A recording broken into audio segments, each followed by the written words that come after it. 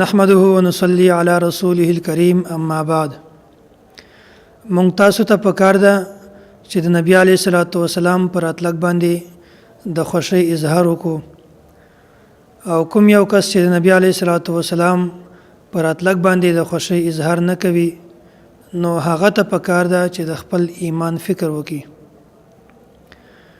د نبی علیه الصلاۃ والسلام پر اطلاق باندې د خوشی اظهار کول دا یو بیل او جدا شیز دی او عید میلاد النبی مناول دا یو بیل او جدا شیز دی او بیا خاص طور پر جشن عید میلاد النبی مناول دا یو بالکل جدا او بیل شیز دی. الله تعالی مونږ تاسو ته دوه عیدونه را خودلی دي، یو عید الفطر او بل عید الاضحى چې هغه ته یو وړوکی اختر وای او بل ته لوی اختر وای. د عید الفطر مطلب دا چې الله تعالی په مونږ تاسو باندې روزي فرض کړی دي د رمضان مبارک والی. الله تعالی فرمایي وای تاسو د غیوه میاشت روزي نیولې دي او په دې کې تاسو تکلیف او مشقت برداشت کړی دي، نو تاسو د پاره د دې په بدله کې زه یو ورځ د هغه د میلمستیا او د مهمان نوازي ګرځوم چې په هغه کې تاسو روژه منیسئ بلکې په هغه کې تاسو خوشي مناو کوي او خوراک وکړئ. داسې عید الاضحى چې کومه ده دا 3 ورځې د الله جل جلاله د طرفه نه د خوشی اظهار کول او د میلمستیا ورځې دي چې تاسو په دا 3 ورځو کې قرباني وکړئ او د دې غوښه وخورئ او غریبانو ته تقسیم کړئ. تاسو په دې ورځ کې د 3 ورځو کې د خوشی اظهار وکړئ. بیا د نبی علیه الصلاۃ والسلام پر اطلاق باندې خوشی اظهار ول دا بیل شیز دی او عید میلاد النبی یا جشن عید میلاد النبی مناول دا بیل شیز دی. د نبی علیه الصلاۃ والسلام په حیات مبارکه کې تقریبا 2 ځله او د نبوت په ورکولو نو وروسته نبی علیه الصلاۃ والسلام په زندگی کې 23 ځله او د مدنی په زندگی کې د مدینه منورې په زندگی کې د غشپه 10 ځله راغلی ده، خو نبی علیه الصلاۃ والسلام په دې ورځ باندې په 12 ربیع الاول باندې نه خپل جشن مناو کړی دی او نه خپل عید مناو کړی دی او نه نبی علیه الصلاۃ والسلام د دې مناولو چاته حکم ورکړی دی. او دینه بعد صحابه کرام هغه صحابه کرام چې د هغو قول یعنی عمل او فعل دا ټول د نبی علیه الصلاۃ والسلام د طریقې مطابق دي. خدای د یو صحابي نه هم دا نه دي ثابت شوی چې هغه په دې ورځ باندې د نبی علیه الصلاۃ والسلام جشن مناو کړی وي او د خوشی اظهار کړی وي، بلکې مناول خو څه کوي د صحابه کرامو نه د دې ورځې لفظ هم نه دی ثابت شوی. هغه صحابه کرام چې د هغه په 24 غنټې زندگی د الله او د الله د رسول د طریقې مطابق و نو هغه په دې ورځ باندې جشن او عید نه دی مناو کړی. او دینه بعد تابعین تبع تابعین ائمه کرام مجتهدین فقها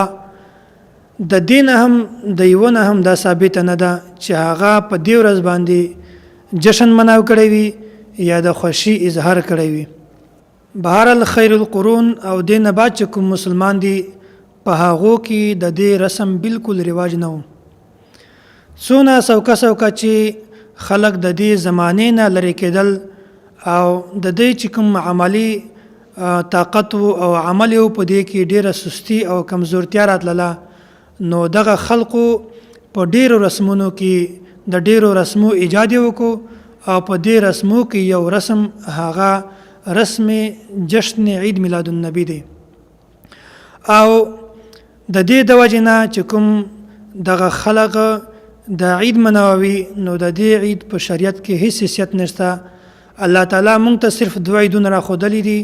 دغه درم عید چې کوم دی د دې په شریعت کې هیڅ حیثیت نشته. او 3 شیزونه داسې دي، یو طلوع فجر او بل چې کوم دی د سموار ورځ د دوشنبه او درم چې کوم دی د ربیع الاول میاشت. کوم کسان چې جشن عید میلاد النبی مناوي هغه د طلوع فجر خبره نه کوي او د سموار خبره هم نه کوي،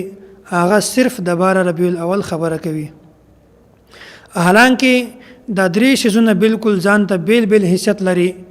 نبی علیه الصلاۃ والسلام د سحر په وخت کې پیدا شوی وو، ټول امت اتفاق دی، ټول خلق دا خبره مني چې نبی علیه الصلاۃ والسلام پیدایش دغه طلوع فجر وخت کې وو.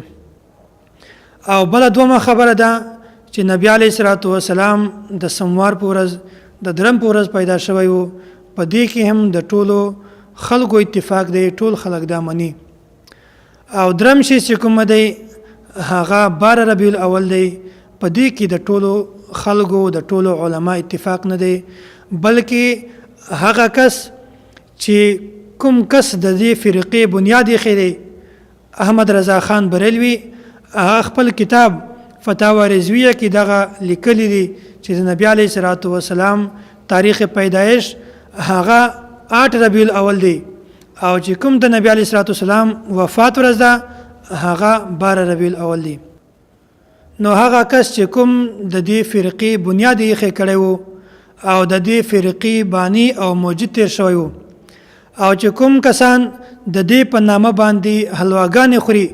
هغه وایي چې نبی علیه الصلاۃ والسلام په 8 تاریخ پیدا شوی وو، او دوی وایي چې نبی علیه الصلاۃ والسلام په 12 تاریخ پیدا شوی وو. دا یو داسې مسله ده چې دوی د خپل امام تقلید په دې خبره کې نه کوي، بلکې چې کومه خبره دوی او د خپل امام او د خپل منون کې هغه موافق وي نو دوی بیا وایي چې یاره دغه زمونږ امام دی او زمونږ مشر دی. او چې کله د دوی خبره او د دوی د امام خبره خپل منځ کې ټکراو شي نو بیا دوی خپل خبره اخلي او د امام خبره پرېږدي. په دې ځای کې دا یو شعر د دې مصداق جوړیږي، وایي الجائے پاؤں یار کا زلف دراز میں لو آپ اپنے دامن میں سیاد آ گیا. لا الہ الا اللہ لا الہ الا اللہ لا الہ الا اللہ ما لنا رب سواه.